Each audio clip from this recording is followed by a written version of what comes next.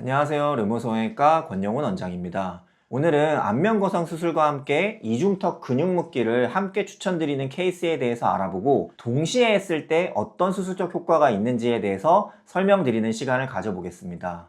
이 환자분은 50대 후반 환자분이에요. 얼굴 처짐과 더불어 특히 마리오네트 라인을 고민으로 본원을 찾아주셨는데요. 상담 결과 환자분은 얼굴 뼈가 상당히 작다는 진단이 나왔습니다. 이렇게 골격이 작은 경우에는 나이가 들게 되면 피부와 연부 조직을 잡아주는 골격 구조가 부족해지면서 다른 분들보다 처짐이 빠르고 그로 인해서 마리오네트 라인도 좀 더 강조되어 보이는 특징을 확인할 수 있습니다. 45도 측면에서 보면 턱뼈의 각이 거의 없는 것을 확인할 수 있습니다. 이로 인해서 해당 부위의 피부와 근막이 그대로 처지면서 팔자와 마리오네트 라인이 연결되어 주름이 더 깊고 길어 보이는 양상이 나타납니다. 또한 전반적으로 얼굴 울퉁불퉁함과 함께 피부 처짐도 관찰되고 있는데요. 이에 따라 전반적인 처짐 개선을 위해서 안면목 거상을 진행하기로 계획하였고 수술 계획을 잡았습니다. 90도 사진에서 보면 앞턱이 상당히 작아서 무턱에 가까운 것을 보실 수 있습니다.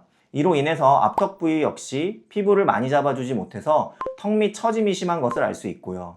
일반적으로 턱 처짐이 심하지 않고 피부 늘어짐이 적은 경우에는 안면목 거상을 통해 피부를 양쪽에서 당겨주게 되면 어느 정도 처짐이 개선될 수 있습니다. 하지만 이 환자분처럼 피부 처짐이 많아 턱뼈의 윤곽이 거의 드러나지 않는 경우에는 늘어진 피부뿐만 아니라 활경근이라고 하는 근육 자체의 늘어짐, 지방 자체를 모두 처리해 주어야 좀 더 또렷한 턱선을 가지는 경우가 많습니다. 따라서 본 환자의 경우 안면목 거상과 더불어 이중턱 근육 묶기 그리고 앞턱에 지방 이식을 추가하는 방향으로 수술 계획을 수립하였습니다. 그렇다면 안면 거상과 이중턱 근육 묶기를 함께 시행하면 왜 더 효과적일까요? 안면 거상은 해부학적으로 보면 스마스층과 더불어 활경근이 붙어 있는 구조를 모두 리프팅하는 수술입니다.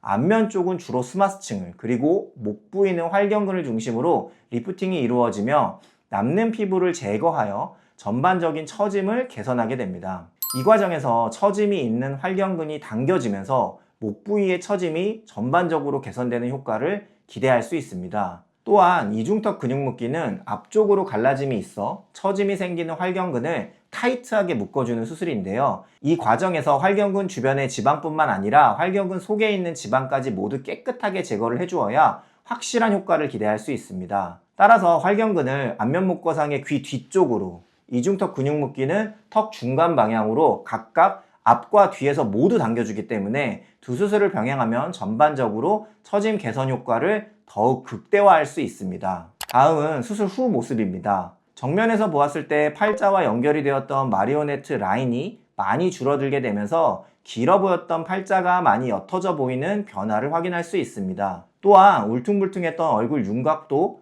매끈하게 정돈된 형태로 개선된 모습을 볼 수 있었습니다. 45도 측면에서 보면 처짐으로 인해 거의 보이지 않았던 턱선이 한층 또렷하게 드러나는 것을 확인할 수 있습니다. 마리오네트 라인이나 팔자의 주름도 전반적으로는 개선이 되어 훨씬 눈에 띄지 않고 보다 정돈된 인상을 보입니다. 90도 사진에서 보면 얼굴 뼈가 작으신 분이기 때문에 오히려 수술 후에 피부 조직과 근막이 턱뼈에 밀착되면서 턱선이 한층 또렷하게 드러나는 것을 확인할 수 있습니다. 또한 처진 피부와 늘어진 근육, 불필요한 지방까지 함께 정리하면서 전반적인 처짐 역시 크게 완화되었습니다.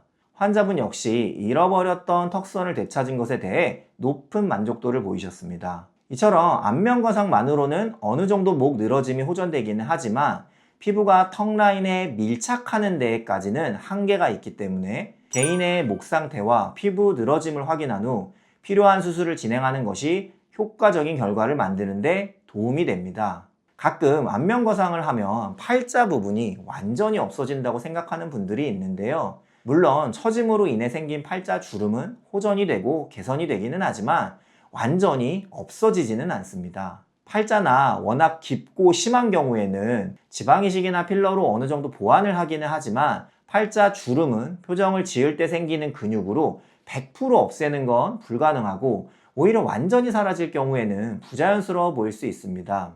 실제로 어린 아이들도 웃거나 표정을 지을 때는 충분히 팔자가 생기지만 이를 노화로 보지는 않고 자연스러운 표정으로 받아들입니다. 저 또한 환자분들께 처짐으로 생긴 팔자는 어느 정도 개선되지만 표정으로 인해서 생긴 팔자는 완전히 개선하기는 어렵다고 말씀드리고 있는데요. 팔자 주름을 부정적이고 무조건 없애야 하는 대상으로 보기보다는 자연스러운 표정을 만들어주는 요소로 이해하는 것이 중요하며 과도하게 깊어진 경우를 개선하는 방향으로 접근하는 것이 바람직합니다.